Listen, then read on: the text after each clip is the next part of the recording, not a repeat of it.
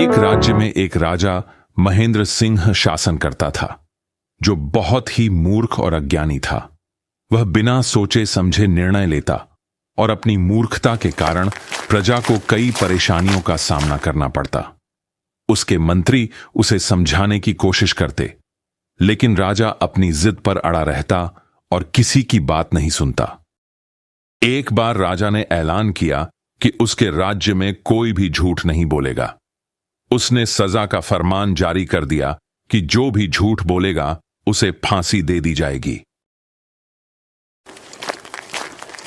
राजा ने दरबार में एक व्यक्ति को बुलाया और उससे पूछा, तुम कहां जा रहे हो? वह व्यक्ति समझदार था। उसने सोचा कि यदि वह सच बोलेगा तो हो सकता है कि राजा उसे फांसी पर चढ़ा दे।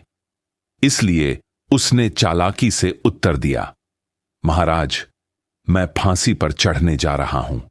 राजा यह सुनकर अचंभित रह गया। यदि वह व्यक्ति सच बोल रहा था तो उसे फांसी देनी चाहिए, लेकिन यदि उसे फांसी दी गई तो उसका कथन झूठा साबित होगा।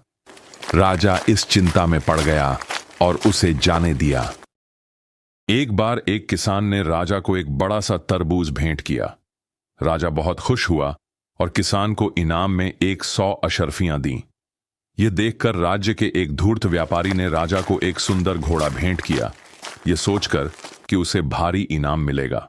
लेकिन मूर्ख राजा ने आदेश यदि एक तरबूज के लिए 100 अशर्फियां दी गईं तो घोड़े के लिए दंड स्वरूप 200 कोड़े लगाए जाएं। बेचारा व्यापारी अपनी मूर्खता पर पछताने लगा, क्योंकि उसने एक मूर्ख राजा से इनाम की उम्मीद की थी। राजा की मूर्खता से परेशान होकर उसके मंत्री और विद्वानों ने एक योजना बनाई।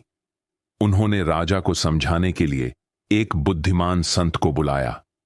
संत ने राजा को कई कहानियों और तर्कों के माध्यम से यह सिखाया कि एक राजा को धैर्य, समझदारी और न्याय के साथ शासन करना चाहिए। धीरे धीरे राजा को अपनी मूर्खता का एहसास हुआ और उसने समझदारी से निर्णय लेने शुरू कर दिए। उसके बाद राज्य में खुशहाली आने लगी और प्रजा सुखी हो गई।